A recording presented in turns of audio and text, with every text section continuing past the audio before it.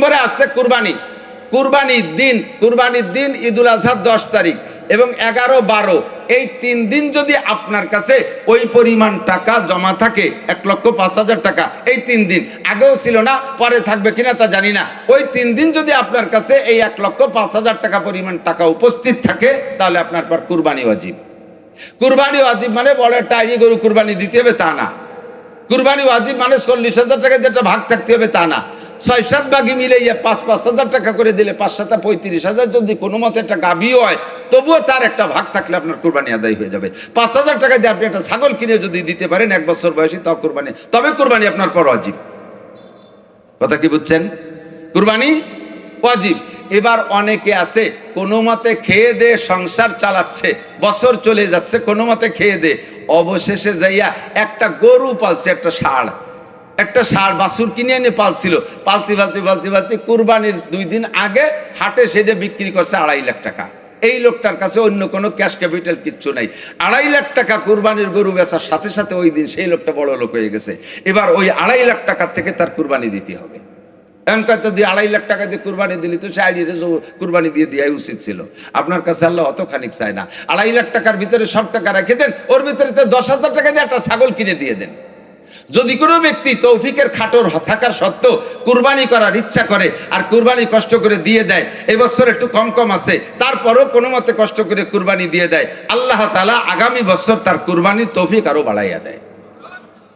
কাজেই এই মালি জাকাত এটা আপনার পর ফরজ ছিল। আপনি কয়জনে আদায় করছেন? রমজান মাসে কিছু শাড়ি কাপড় দেয়, কিছু লুঙ্গি দেয়। আমি মাঝে মাঝে বলে থাকি, চোখের সামনে তো দেখি শাড়ি আর লুঙ্গির কোয়ালিটি কেমন, আপনাদের দিক কেমন আমি জানি না। হয়তো আমাদের শাহিন ভাই উনি তো ভালো মানুষ, ওনার মনও বড়, উনি ভালো তা দিতে পারে। বহুত বড় লোককে শাড়ি আর লুঙ্গি, জাকাতের লুঙ্গি, যেই লুঙ্গিরে 2-3 ধোয়ার পরে এরপরে আর ওতে মাড় থাকে না। এই লুঙ্গি ভরে দরজায় পা ভাগ করে দাঁড়াবেন, ঘরের ভিতরে তাকালে আউলাকে 3 মাইল পর্যন্ত দেয়া যায়। ওর আড়ের মধ্যে কি আছে সব দেখা যায়, এক্সরে হয়ে গেছে। এই এক্সরে লুঙ্গি দিয়ে জাকাত আদায় করে, ঠুয়ো থাপ্য হিসেবে এভাবে জাকাত দিলে জাকাত আদায় হবে না। এই শীতের সময় একটু কম্বল দেয় জাকাত, তা যদি নেতাকে নির্বাচন বাদে তাহলে একটু ভালোই রেই দেয়। তো কম্বলের সাইজ কি, কম্বলের কোয়ালিটি কি? কম্বলের কোয়ালিটি হলো 80 টাকা দামের কম্বল। যেই কম্বল যারে দেয় নেয়ার সময় বাঙালি ফাউপালি আলকাতরাও খায়, একটা প্রবাদ আছে, সেই হিসেবে নেয়, কিন্তু ওই কম্বল রে নিয়ে আর সে ব্যবহার করে না। ও যে কম্বল নিয়ে বাস করে কয়দিন পাপোশ বানাইছে, এরপরে গোয়াল ঘরে ছাগল ব্যবহারে ডাকতেছে, কাকি ওইভাবে না পড়াই আমারে জ্যাকেট বানাই দেন। ছাগলের গার উপর দিয়ে উঠে দিয়ে তলে গিরে দিয়ে তুই তাই দিয়ে ছাগল জ্যাকেট বানাই দিছে। ছাগলে 1-2 দিন গায়ে দেওয়ার পরে পেশাব করে ভিজে টিজে নষ্ট হয়েছে, থরথরে কাঁপতেছে, কাকি তাড়াতাড়ি খুলে না নিমোনিয়া হতে পারে। ছাগলের গাইতে খুলে নিয়ে ধুয়ে তাই দিয়ে হাড়ি ধরা নেকড়া বানাইছেন। এই হলো আপনার জাকাতের কম্বল। জাকাত দেবেন ক্লিয়ার নগদ টাকা, জাকাত দেবেন টাকা, জাকাত দেবেন টাকা। টাকা দিয়ে ঔষধ হয়, টাকা দিয়ে পোশাক হয়, টাকা দিয়ে ঘর বাড়ি হয়, ছেলে মেয়ের লেখাপড়ার প্রয়োজন সেখানে ব্যবহার করতে পারে। জাকাত দেবেন নগদ টাকা। আপনার কাপড় কিনে দেওয়ার দরকার নাই, ওই লোকের কাপড়ের দরকার না, আপনি কাপড় দিয়ে রাখছেন, তার তো কাপড়ের প্রয়োজন না, অথচ তার চিনি সীমাই নাই, অথচ সে আজকের দিনের ঈদের দিনে চাউল কেনার টাকা নাই, তার ঈদের দিন 2 কেজি গোশত কিনবে সেই টাকা নাই, আপনি তার এখন কাপড় দিয়ে এখন শাল দিয়ে বসাই দিয়ে দিয়েছেন। জাকাত দিবেন নগদ টাকা। আর জাকাত দিতে যাকে দেবেন তারে বাড়ি রেখে আনবেন না। এদিক তাকান, জাকাত যারে দেবেন তারে বাড়ি রেখে আনবেন না। এলাকায় মাইকিং করে আইনিয়া ক্যামেরা করে সেগুলো সার্কুলার দেবেন না। জাকাত যারে দেবেন তার বাড়ি যেয়ে জাকাত দেবেন। প্রত্যেক ইবাদতের একটা ফিল্ড আছে, ইবাদতের ফিল্ড আছে। জুমার নামাজ আদায় করতে কোন জায়গা যাওয়া লাগে একটু বলেন না, কোন জায়গা? ঈদের নামাজ আদায় করতে কোথায় যাওয়া লাগে? হজ আদায় করতে কোথায় যাওয়া লাগে? মক্কা মদিনায়। কথা বলেন ঠিক না? এই তো। তাহলে এই ইবাদত গুলোর ফিল্ড ওই জায়গা। এখন আপনি যদি কোন যে আমি বড় লোক মানুষ, আমি মসজিদে যেতে পারবো না, জুমার নামাজ আদায় করবো, মসজিদ আমার বাড়ি আসুক। আমি অসুস্থ মানুষ, দুর্বল মানুষ, আমি হজ করতে মক্কা যেতে পারবো না, কাবা ঘর আমার বাড়ি আসুক। আসবে কতক্ষণ? আমরা কয়বার বেটা এখন যাইতে পারতেছি না ঈদগাহ আমাকে উঠোনের পর আসুক, আমরা হেঁটে নামাজ পড়ে দেবো, এরকম।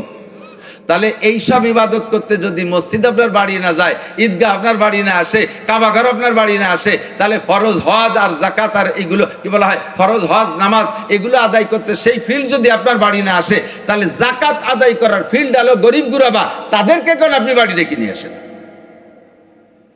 জাকাত আদায় করতে প্রত্যেকের বাড়ি যাবেন, যাইয়ে তারে সুন্দর করে যত্ন সহকারে যাকাত দেবেন। কুরবানির গোশত বাড়ি বাড়ি যে আগায় দিয়ে আসবেন। কেন গরিব আপনার বাড়ি আসবে? বড় গরু একটা কুরবানি দিয়েছে, এটা ঠিক আছে, বড় গরু কুরবানি দিয়েছে। হাদিসে আছে সাম্মিনু দুহায়াকুম ফাইন্নাহু মাতায়াকুম, তোমরা কুরবানির জন্তুকে মোটা করো। কুরবানির জন্তুর গায়ে যত রক্ত আর গোশত আর লোম বেশি হবে তত তোমার নেকি বেশি হবে। সুবহানাল্লাহ। তো গরু বড় একটা কুরবানি দিয়েছে, কিন্তু তার মাটিয়ে পরান সিনে ফাঁসাইতে, সিনের গোশত সুট মুট কলিজা গিলু মিলু সব গামলা ভরে নিয়ে জিন্দা কবরের মধ্যে ঢুইছে। জিন্দা কবর চেনেন? ডিপ ফ্রিজ, ডিপ ফ্রিজ, এই ডিপ ফ্রিজ জিন্দা কবরের টাইনে বানাইয়া আগে টাইনে তার ভিতরে ঢুকাইছে গাদাইয়া। এরপরে কিছু গিরিয়ে গুড়ি এই বাল্যবাসের আহিয়ে গিরিয়ে এইগুলো নিয়ে আড্ডি গুড্ডি নিয়ে বসছে মানুষে গরিব গুড়াবাগে দেওয়ার জন্য। গরিব মানুষ পলিথিনের একটু গোস্ত কালেকশন করতে আর একখান ছাড়িয়ে দিয়েছে, কেয়ার কেরায় হারিয়ে তার আগের গোস্ত ঢুকে মাটি দিয়ে ওই গেছে। ও কয় আল্লাহ তুমি কোন শয়তান রে কুরবানি দিয়ে তৌফিক দিছ, আমার পলিথিন ছিঁড়ে ফেলাইছে, আমার গোস্ত ফেলাই দিছে। আল্লাহ কয় মন খারাপ করিস না, বেশি দেরি নাই, ওর ওই ব্যাগ নিয়ে রাস্তায় নামাই দিচ্ছি। আল্লাহ পাকের বেশিক্ষণ লাগে না, আপনাকেও দাঁড়ে দাঁড়ে ব্যাগ হাতে করে গোস্ত কালেকশনের জন্য ঘুরাইতে পারে কি পারে না?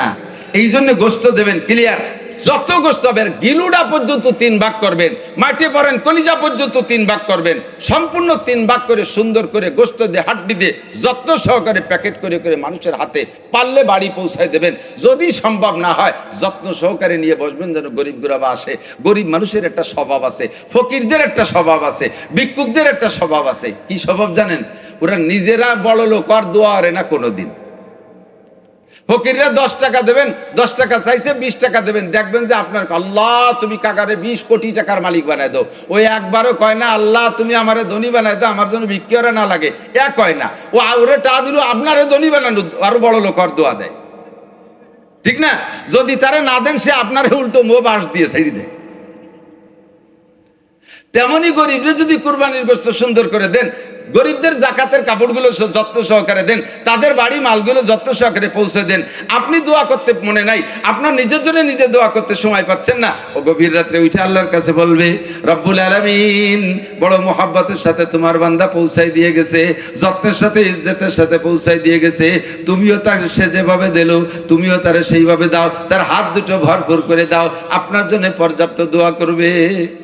সরে চলে আইছি, অনেক দূর, সময় কম, এটা বক্তাকে স্বভাব, জায়গায় চলে যাচ্ছি।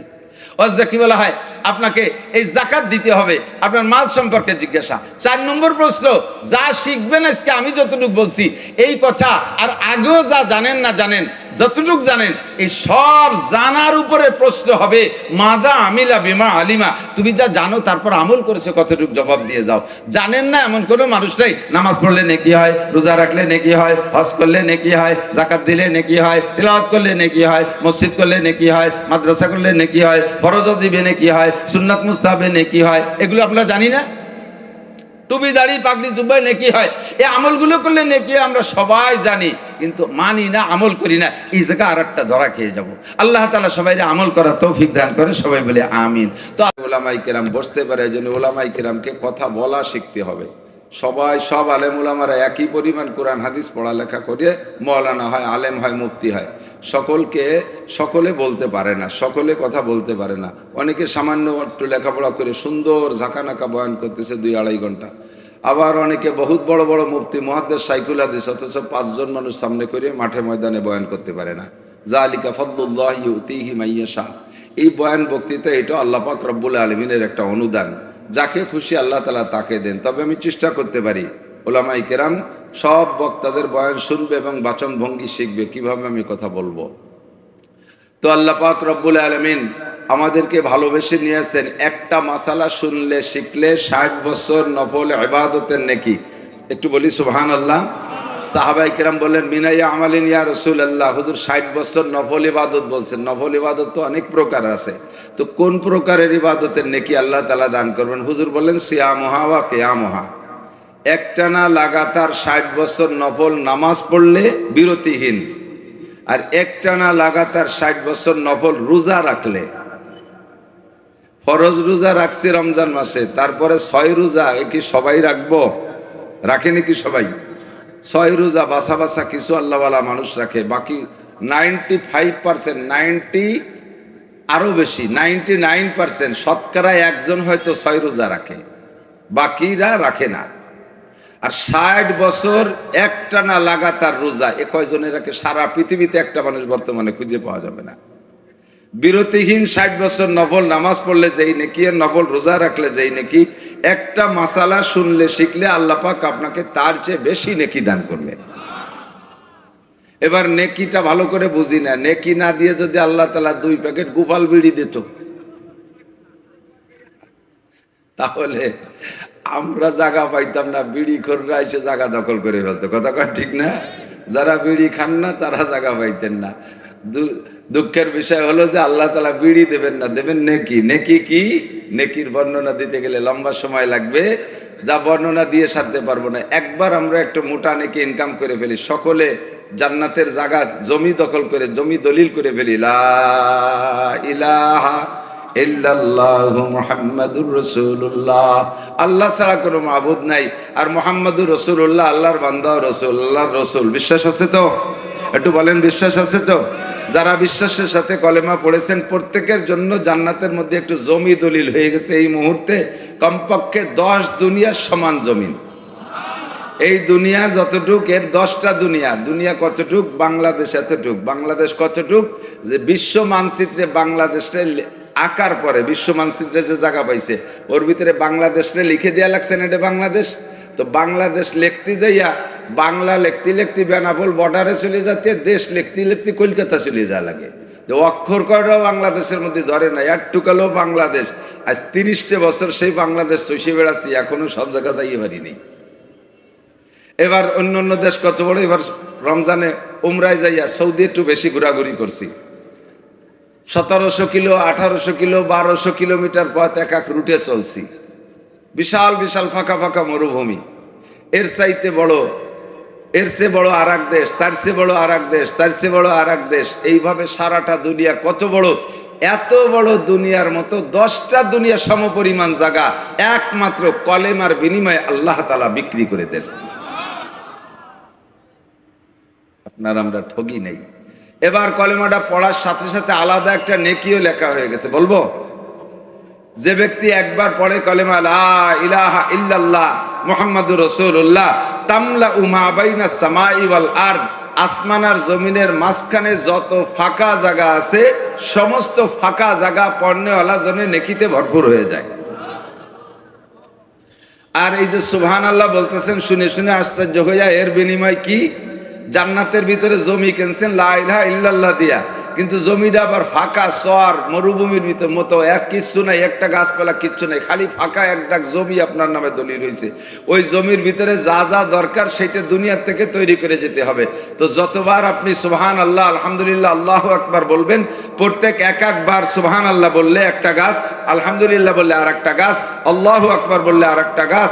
এই তসবির বিনিময়ে আল্লাহ তাআলা জান্নাতের মধ্যে গাছ লাগাইয়া দেয়, ফলদার গাছ লাগাইয়া দেয়। এই গাছগুলো আমার আপনার এই কি বলে ল্যাংড়া রূপালী হিমসাগরের মতো এরকম ছোট্ট ছোট্ট গাছ না, একটা গাছ এত বড় যে গাছের এক পাশ থেকে আর এক পাশ পর্যন্ত দূরত্ব এত বেশি, একটা কাক যদি তার জীবনের শুরু থেকে উড়া শুরু করে তাহলে কাকের হায়াত শেষ হয়ে যাবে, গাছের এ প্রান্ত থেকে ও প্রান্ত পর্যন্ত যেতে পারবে না। কাকের কথা কেন বলা হয়? হায়াতুল হাইবানের মধ্যে লিখেছে যে সুলাইমান আলাইহিস সালামের কাক না কি জামানার কাক দুই একটা বলে আইজও বেঁচে আছে। আমাদের নবীর আগে হযরত ঈসা আলাইহিস সালাম, ঈসা আলাইহিস সালামের আগে সুলাইমান আলাইহিস সালাম। তো সুলাইমান আলাইহিস সালাম থেকে এ পর্যন্ত কমপক্ষে 3000 বছর। এই 3000 বছর পর্যন্ত যদি একটা কাক ওড়ে তাহলে এই জায়গাটা প্রায় বলমারি চলে যেতে পারবে না?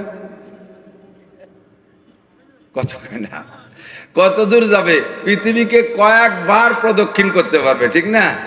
এত বড় একটা গাছ আপনার জান্নাতের মধ্যে লাগানো হবে। একবার সুবহানাল্লাহ বললে, বলবেন সুবহানাল্লাহ, সুবহানাল্লাহ। ফাঁক পাইলে বলবেন, সুযোগ পাইলেই বলবেন। এটা নেকির কারখানা, এখান থেকে শিখবো। ছোট্ট করে একটু জিজ্ঞাসা করতে চাই, সময় আমার কম। এরপরে সিদ্দিক সাহেব আসবেন। আকাশের অবস্থা মেঘলা মেঘলা ভাব, যদি নেমে পড়ে কাজে এখন ভালো আছে আলহামদুলিল্লাহ, বিকেলে মেঘলা মেঘলা দেখা গেছে। মুহূর্তের ভিতরে তৈরি করে দিতে তো আর আল্লাহর কোনো সময় লাগে না, পয়সা লাগে না, লাগে নাকি? আল্লাহ তাআলা ফাআলুল লিমা ইউরিদ আলা কুল্লি শাইইন কদির, যা খুশি করতে পারেন, যখন খুশি তখন করে ফেলতে পারেন। এই জন্য আমরা সময়টাকে হাতে রেখে কাজ সেরে নেব, যাতে আমাদের মাহফিলও হয়ে যায়, আবার আল্লাহর পক্ষ থেকে যদি বৃষ্টির রহমত হয় সেটাও যেন আমরা পেয়ে যাই। এজন্য সকলে আমরা প্রস্তুত থাকবো, বাইরে যারা আছেন তারাও। অল্পক্ষণের ভিতরে আমি জিজ্ঞাসা করতে চাই, দুনিয়ায় অশান্তি কামনা করা কোনো মানুষ আছেন? অশান্তি অশান্তি চান কেউ? সারা জীবন ভরে চোখ দিয়ে ভালো দেখতেছেন, এখন কি কেউ বলেন যে আল্লাহ আগামীকাল সকালের যেন আমার চোখ দুইটা কানা হয়ে যায়? এ কেউ কয়?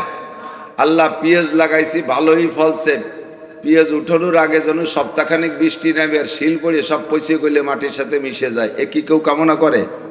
আল্লাহ ব্যবসা বাণিজ্য করতেছি, ব্যবসার জন্য ধস খায়, ব্যবসার জন্য মায়ের খায়, এটা কেউ চায়? ইরি ধান লাগাইছি, পাকা ধানের পর শিলা বর্ষণ হয়ে যেন ধ্বংস হয়ে যায়, এটা কেউ চায়? 70 বছর সুস্থ আছি, এখন তাকে আর কতকাল সুস্থ থাকবে, এখন যেন অসুস্থ থাকি, এটা কেউ চায়? মান সম্মান ইজ্জতের সাথে আছি, এখন থেকে আর কত ইজ্জত নেব, সামনের থেকে যে কয়দিন বাঁচে তাকে যেন অসম্মানী আর বেইজ্জতি হয়ে চলাফেরা করি, এটা কেউ চায়? আমার স্ত্রী আমার জীবন ভরে ভালোবাসে, কালকে যেন স্যান্ডেল দিয়ে বাড়ি হয়, এ জুতো মারে, এ কি কেউ কোনোদিন কামনা করে? কেউ চায় না। এক কথায় যত প্রকারে অশান্তি আর অরাজকতা, এটা কেউ চায় না। শান্তি সবাই চায়, শান্তি সবাই চায়। আল্লাহ পাক রব্বুল আলামিন বলেন, শান্তি পাওয়ার উপায়, তোমরা যে পদ্ধতিতে শান্তি খুঁজো ওই পদ্ধতির মধ্যে শান্তি নেই। দুনিয়ার মানুষ মানব রচিত সিদ্ধান্ত, মানব রচিত আইন আর কানুনের ভিতরে কোনোদিন শান্তি খুঁজে পাওয়া যাবে না। মানব রচিত আইন, যারা এই আইন রচনা করে, পশ্চিমেরা বড় বড় পণ্ডিতরা, বাংলাদেশও পশ্চিমেদের আইন চলতেছে, এই পশ্চিমেরা যারা আইন রচনা করে, সংবিধান তৈরি করে, একেবারে মূলের সর্বশেষেরা বর্তমান বিশ্বের প্রধান গুরু ডোনাল্ড ট্রাম্প, সেই ট্রাম্প সহ আরও যত আছে পণ্ডিতরা, তারাই আইন তৈরি করে, আইন প্রণয়ন করে। তাদের প্রণীত আইনের মাধ্যমে যদি শান্তি থাকতো, তাহলে আজকে আমাদের বাংলাদেশের কোনো পাম্পে তেলের সংকট থাকতো না। তেল সংকট পাম্পে চলছে কি চলছে না? সারাটা বাংলাদেশের সংকট চলতেছে, তেল সংকট। গত রাত্রে সাতক্ষীরের ভিতরে অনেক নিচে চলে গেছি, সুন্দরবনের ভিতরে মাহফিল, সেখান থেকে আসার পথে বাড়ি পর্যন্ত 20টে পাম্পে ঢুকছি, 20টা পাম্পের থেকে আমাকে 20 ছটাক তেলও দিল না। বড় টেনশনের সাথে কাঁপতে কাঁপতে আসছি। মাশাল্লাহ, গোপালগঞ্জ আসার পরে ফজর হয়ে গেছে, গোনাপড়া এসে সেখানে এসে এক পাম্পের থেকে 1000 টাকার তেল পাইছি। প্রত্যেকটা পাম্পে শত শত মোটরসাইকেল সিরিয়াল ধরে লাইন দিয়ে দাঁড়ায় আছে 100 টাকার তেল নিয়ে সারা রাত। এই যে অশান্তি সারা দুনিয়াটা জুড়ে, এই অশান্তি আসছে আল্লাহ কি বলা হয়, রব রচিত, কুরআন হাদিস সুন্নাত রচিত যে সংবিধান, সেই সংবিধানের কারণে নয়, এটা পশ্চিমে অমুসলমান মানব রচিত সংবিধান অনুযায়ী দুনিয়া চালানোর কারণে এই সমস্ত অশান্তি আমরা দেখতেছি। কথা বলুন, ঠিক ঠিক না? আল্লাহ পাক রব্বুল আলামিন বলেন, যদি তুমি শান্তি পাইতে চাও, আলাউ আন্না আহলাল কুরা আমানু, আলাউ আন্না আহলাল কুরা আমানু ওয়াত্তাকাউ লাফাতাহনা আলাইহিম বারাকাতিম মিনাস সামাই ওয়াল আরদ। আমি তোমাদেরকে 2টা দাবি জানাই, এই 2টা দাবি যদি তোমরা পূরণ করো, তাহলে আমি আল্লাহ পাক আসমান থেকে রহমত, জমিন থেকে বরকত, আসমান থেকে রহমত, জমিন থেকে বরকত, উভয় দিকের বরকত আর রহমতের সব দরজা খুলে দেব। এই দরজা খোলার জন্য তোমাদের আমার কাছে মুনাজাত করা লাগবে না, সবে বরাতে হাত পাতা লাগবে না, সবে কদরে কান্নাকাটি করা লাগবে না, মৌলবীদেরকে ডাইকে নিয়ে মিলাদ পড়াইয়া দোয়া করা লাগবে না, খতম পড়াইয়া দোয়া করা লাগবে না। আমি আল্লাহ পাক রব্বুল আলামিন আমার উপরে ওয়াজিব করে নেই, লাফাতাহনা আলাইহিম বারাকাতিম মিনাস সামাই ওয়াল আরদ, আসমান জমিন থেকে রহমত আর বরকতের সব দরজা খুলে দেব। সংবিধান 2টা হলো, ওয়ালাউ আন্না আহলাল কুরা আমানু, আমার দিক ইকো বন্ধ করতে হবে, ওয়ালাউ আন্না আহলাল কুরা আমানু। 1 নম্বর দাবি আল্লাহর, যদি দেশবাসী ইমানদার হইয়া যায়, দেশবাসী, একটু বলি দেশবাসী, দুনিয়ার মানুষ যদি ইমানদার হইয়া যায়, আমানু ইমানদার হইয়া যায়। ইমানদারের মানে আমি আল্লাহকে বিশ্বাস করে, ইউমিনুনা বিল গায়ব, আমি যে সমস্ত অদৃশ্য জিনিসকে বিশ্বাস করতে বলেছি সেগুলোকে বিশ্বাস করে। 1 নম্বরে আমানতু বিল্লাহি, আল্লাহকে মানি, ওয়া মালাইকাতিহি, ফেরেশতা দেখি নাই বিশ্বাস করি, ওয়া কুতুবিহি, সমস্ত আসমানি কিতাব বিশ্বাস করি, ওয়া রুসুলিহি, সমস্ত নবী রাসূলকে বিশ্বাস করি, ওয়াল ইয়াউমিল আখিরি, দুনিয়ার দিনের শেষ দিন কিয়ামত হবে, ধ্বংস হবে, সেদিনকে বিশ্বাস করি, ওয়াল কদর, 6 নম্বরে ভাগ্যকে বিশ্বাস করি, 7 নম্বর ওয়াল বাসি বাদাল মাউত, মরার পরে আবার আমাকে উঠতে হবে, পুনরুত্থান আমাদের সকলের আছে, আল্লাহ পাকের সামনে আমাকে উঠতে হবে, 4টি প্রশ্নের জবাব আমাকে দিতে হবে, আখিরাতে যে জান্নাত আছে, আখিরাতে জাহান্নাম আছে, আখিরাতে পুলসিরাত আছে, সেখানে মিজানের পাল্লা আছে, আল্লাহ পাকের সামনে দাঁড়ায় হিসাব দেওয়া লাগবে, আমার আপনার নেকি বদির আমলনামাকে ওজন করা হবে। এ কথাগুলো মিথ্যা না সত্য? এ কথার পর বিশ্বাস আছে? এর নাম হলো বিশ্বাস। ওয়ালাউ আন্না আহলাল কুরা আমানু, ঈমান আমার আপনার সকলেরই কম বেশ আছে, তবে ঈমানের পরিমাণে কের একেবারে সামান্য ঈমান, নিবু ভাব, আর কের ঈমান আল্লাহর রহমতে পাক্কা মজবুত। সারা দুনিয়া যদি তাকে দিয়ে দেওয়া হয়, বলা হয় সারা দুনিয়ার তোমাকে মহাসচিব বানাই দেওয়া হবে, জাতিসংঘের মহাসচিব বানাই দেওয়া হবে, তুমি শুধু একবার বলবা আল্লাহ নাই, আখিরাত নাই, রসুল মানি না, কোরআন মানি না, এক কথায় তুমি ইসলামকে ছেড়ে দিবা, এর বিনিময়ে তোমাকে জাতিসংঘের মহাসচিব বানাই দেওয়া হবে। এরকম যদি প্রস্তাব আসে, এই প্রস্তাব গ্রহণ করতে রাজি আছেন? কথা বোঝেন নাই? বুঝছেন কথা? আপনাকে সারা পৃথিবীর প্রেসিডেন্ট বানাই দেওয়া হবে, শুধু আল্লাহকে অস্বীকার করবেন, রাজি আছেন? আমাকে 100 বার মারা হবে, সুম্মা উক্তালু সুম্মা উহিয়া, সুম্মা উক্তালু সুম্মা উহিয়া, আমাকে মারা হবে বাঁচানো হবে, মারা হবে বাঁচানো হবে, এমন করে যদি মিয়াতা মাররা 100 বারও আমাকে মারা হয় আর বাঁচানো হয় একটা কথার উপরে, যে তুমি যদি কোরআন হাদিসকে ছেড়ে না দাও, আল্লাহ রসুলকে ছেড়ে না দাও, তাহলে তোমাকে এমন করে হত্যা করতে থাকা হবে। তাহলে আমি বলবো কি, আমাকে 100 বার না, হাজার বার মারবা আর বাঁচাইবা, তবু আমি আল্লাহ রসুল ছাড়তে রাজি না। এর নাম হলো ঈমান। এর নাম কি? আল্লাহ পাক বলেন যদি তুমি ঈমানদার হও, 2 নম্বরে ওয়াত্তাকাও, আল্লাহকে ভয় পাও, ওয়াত্তাকাও, আল্লাহকে ভয় পাও, হাক্কা তুকা। আরে এদিক দেখেন, আল্লাহকে ভয় পাই না তা না, আল্লাহকে ভয় সবাই পায়, কিন্তু পরিমাণে খুব বেশ কম আছে। আল্লাহকে ভয় পাই, আল্লাহ আছে? আল্লাহকে ভয় লাগে? আল্লাহর ভয় যেভাবে আল্লাহ দাবি করছেন ওইভাবে যদি আল্লাহকে ভয় পাইতাম, হ্যাঁ, আবার ওইভাবে যদি আল্লাহকে ভয় পাইতাম, যে আল্লাহকে কিভাবে ভয় পাবো? আল্লাহ কামড়ায় না, আল্লাহ নিজ হাতে থাপ্পড় দিয়ে মারে না, আল্লাহ নিজ হাতে আগুন জ্বালায় মারবে না, আল্লাহ নিজ হাতে কেউরে ধরে ফাঁসি দেবে না, আল্লাহ কেউরে পাড়ায় মারবেন, তা আল্লাহর ভয় পাবো কি? আল্লাহকে ভয় পাবো একটা কারণে, যে আল্লাহ পাকের সামনে দাঁড়ায় আমার জিন্দেগির 4টে মুহূর্তের হিসাব দেওয়া লাগবে। কয়টা মুহূর্ত? 4টে মুহূর্তের হিসাব দেওয়া লাগবে। বিশ্বাস হয়? নবী পাক বলেন লা তাজুলু কদমা ইবনে আদম ইয়াউমাল কিয়ামা হাত্তা ইউসআলা আন আরবা, একটা বনি আদম আল্লাহ পাকের সামনে দিয়া এক কদম সামনে বাড়তে পারবে না 4টি প্রশ্নের জবাব না দিয়া। 4 যুবক আমার দিক তাকাও, মুরব্বীরা আমার দিক তাকান, 4টি প্রশ্নের জবাব না দিয়া কেউ সামনে বাড়তে পারবেন না। 1 নম্বরে আন শাবাবিহি আন উমরিহি ফিমা আপনা, আপনার 60-70-80 বছর হায়াত আপনি কোন কাজে লাগাইলেন, কোন জায়গায় আপনার সময়টা লাগাইলেন, আপনার ক্ষেত খামারের পিছনে কতটুক, আপনার ব্যবসা বাণিজ্যের পিছনে কতটুক, আপনার জেনারেল শিক্ষার পিছনে কতটুক, আপনার সংসারের পিছনে কতটুক, জাগতিক রাজনৈতিক পিছনে কতটুক লাগাইছেন, মসজিদে আপনি কতটুক সময় দিয়েছেন, দিন শিক্ষার জন্য কতটুক সময় দিয়েছেন, আখিরাত বুঝার জন্য কতটুক সময় দিয়েছেন, জিকিরের মধ্যে কতটুক সময়, তবলিগের মধ্যে কতটুক সময়, ওয়াজের মাঠে কতটুক সময়, গানের মাঠে কতটুক সময়, ইস্তেমার ময়দানে কতটুক সময়, আরে উড়াকান্দি ঠাকুর বাড়ি যে কতটুক সময়, এমন করে দুনিয়ার আখিরাতকে আপনার সামনে দিয়ে পেশ করে দিয়ে বলা হবে কোনটার জন্য কতটুক সময় তুমি দিয়েছো। 70-80 বছরের গোটা জিন্দেগির হিসাব দিয়ে যাও। আজকে রবিবার, বুধবার, গত বুধবার তো রমজান গেছে, রমজান চলে যাওয়ার পরে যে শনিবার দিন ভরে কত কিছু খাইছেন, ওই একটা দিনের খাবারের হিসাব কি মনে আছে? কে কি খাইছেন আছে? একটা দিনের হিসাব মাত্র 5 দিন আগে খাইছি তাই মনে নাই। 70-80 বছরের হিসাব আল্লাহর সামনে দিতে হবে, দিতেই হবে। এক কদম লা তাজুলু কদামা ইবনে আদম, বড়ি আদমের দুইটা পা সামনে বাড়তে পারবে না, মাটিতে টেনে ধরে রাখবে, এক কদমও বাড়তে দেওয়া হবে না যতক্ষণ পর্যন্ত আপনার গোটা জিন্দেগির হিসাব না দিতে পারেন। চক্ষু বন্ধ করে ভাবেন তো কার জিন্দেগিতে কি আছে, সব তো মনে আসবে না। মোটা মোটা মোটা মোটা কিছু কিছু কি বলা হয় ঐতিহাসিক কিছু ঘটনা থাকে, সেগুলো মনে আছে। তারও দুই চারটে দিক লক্ষ্য করে দেখেন, এমন এমন অন্যায় করে বসে আছি যার একটা অন্যায় যদি হাসরে মাঠে আল্লাহ পাকের সামনে কোটি কোটি মানুষের সামনে আমাকে প্রকাশ করে দেওয়া হয়, তাহলে মানুষের সামনে আল্লাহর সামনে আমি মুখ দেখাবো কিভাবে?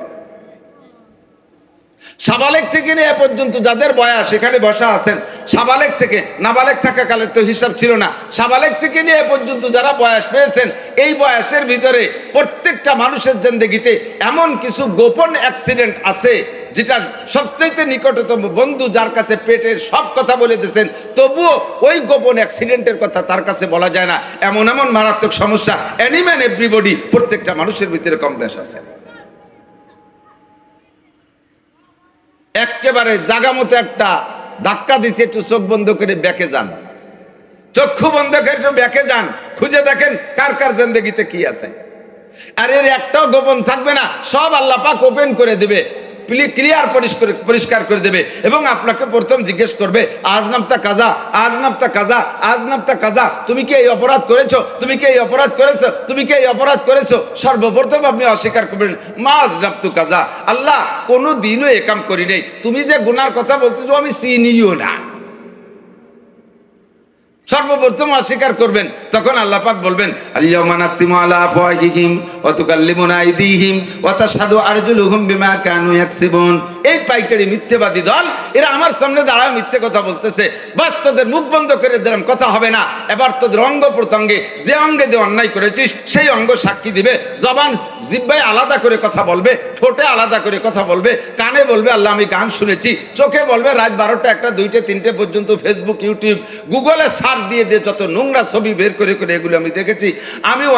আমি এই ঠোঁটে বলবে, জিহ্বে বলবে আমি মদ গাঁজা খেয়েছি, হাতে বলবে পরের মেয়ের গায়ে হাত দিয়েছি, হাতে বলবে আমি খারাপ জায়গায় হাত দিয়েছি, হাতে বলবে আল্লাহ আমি কোনো মতো যাইতে চাইনি, আমাকে নিয়ে পরের মুরগি চুরিয়ে রেখাইছে, এই হাত দিয়ে সুদের টাকা গুনছে, এই হাত দিয়ে ঘুষের টাকা লেনদেন করছে, এই হাত দিয়ে পরের মাথায় বাড়ি মারছে, এই হাত দিয়ে মানুষের গায়ে আঘাত করছে, আমি কোনো মতো রাজি ছিলাম না, জবরদস্তি করে করাইছে। পায়ে বলবে আল্লাহ আল্লাহ হে আমি শিকারে গিয়েছি, আমি যাইতে চাইনি, মাঝে একবার আমার পায়ে পাততলায় কাটাও ফুটলো, আমি বললাম আমি আর পায়ে উঠতেছি না, তারপরে আমার জোর করে সেই জায়গা নেছে। সমস্ত অঙ্গ প্রত্যঙ্গে সাক্ষী দেবে, বিশ্বাস হয়? কথা কোন হয়?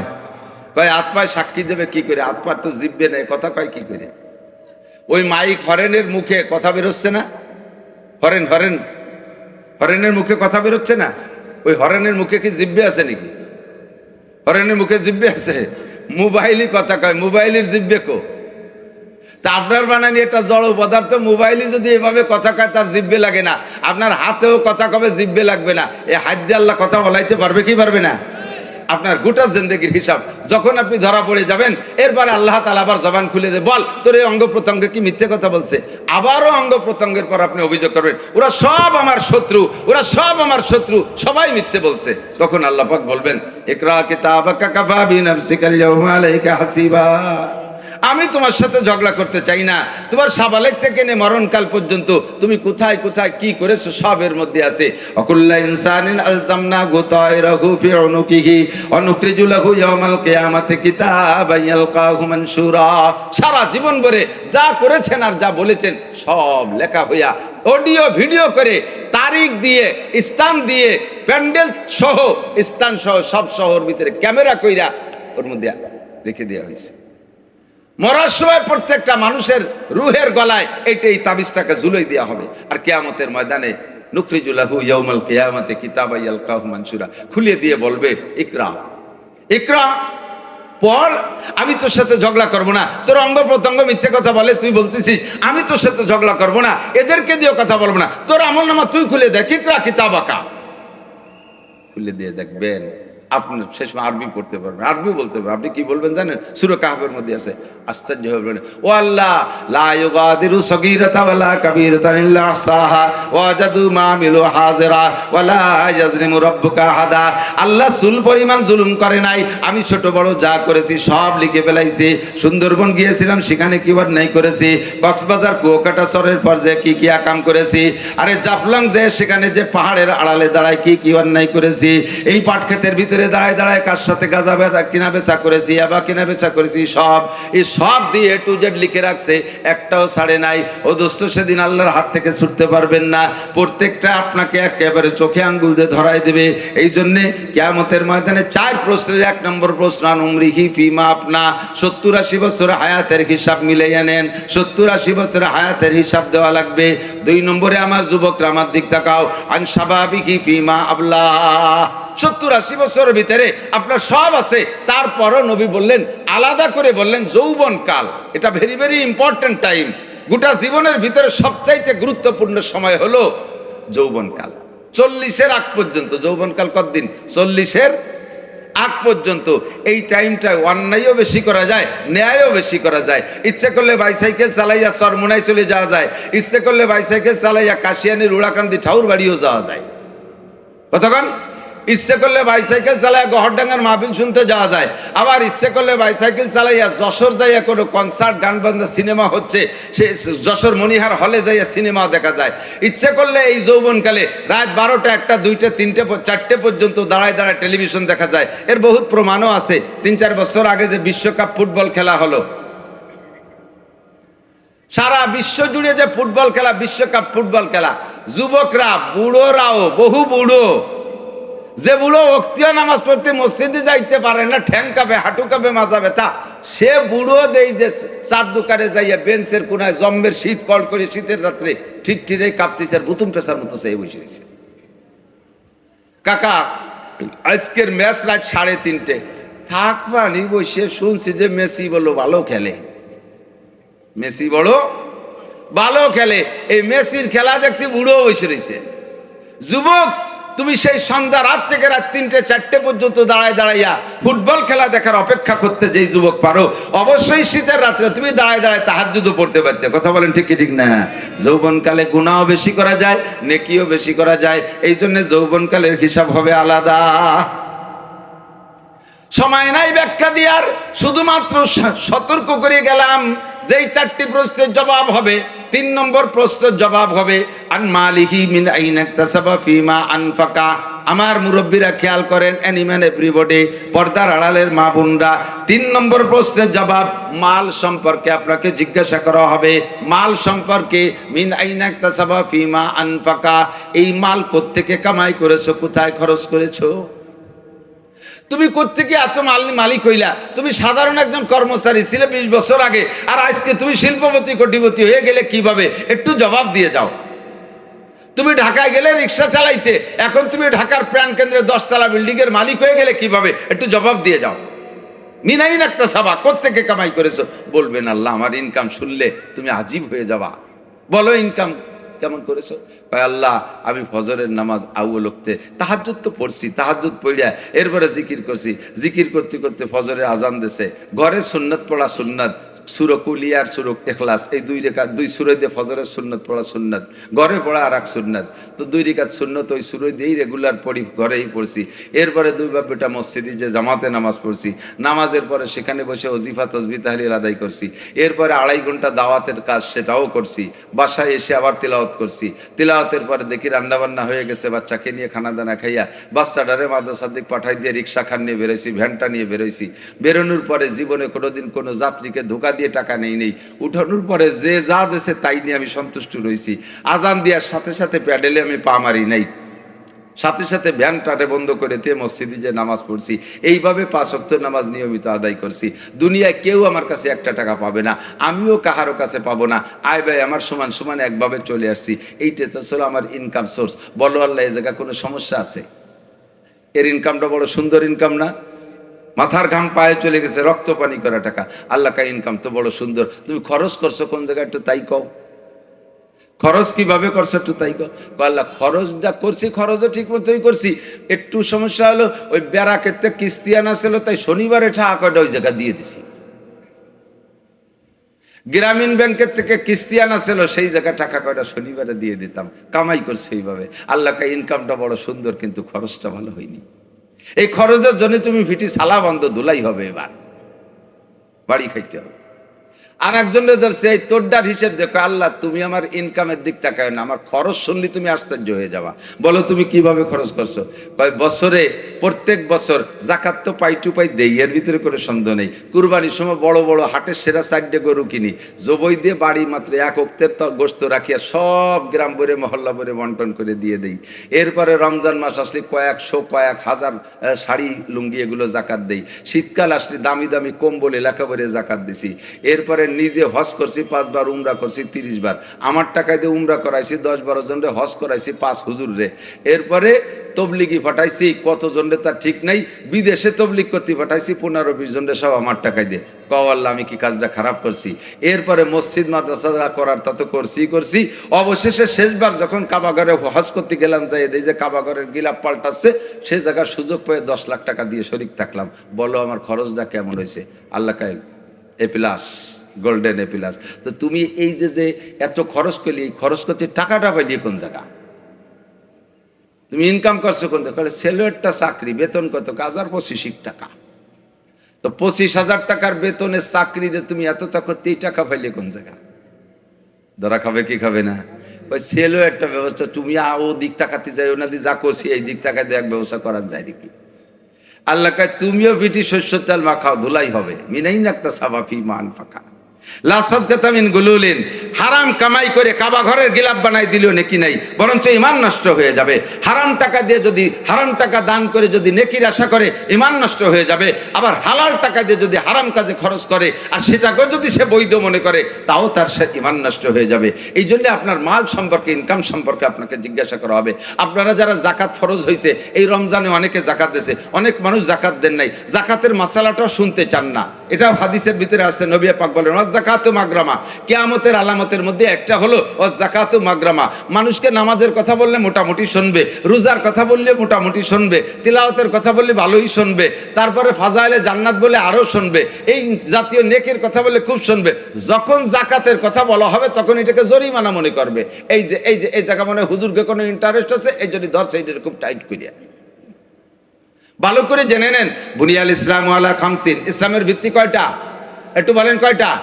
1 নম্বরে কলেমায়ে শাহাদাত, 1 নম্বরে কলেমায়ে শাহাদাত, 2 নম্বরে নামাজ, 2 নম্বরে নামাজ, 3 নম্বরে যাকাত, 3 নম্বরে যাকাত, 4 নম্বরে হজ, 5 নম্বরে রোজা বা 4 নম্বরে রোজা বা 5 নম্বরে হজ, যেভাবে হোক এই সিরিয়ালের সমস্যা নেই।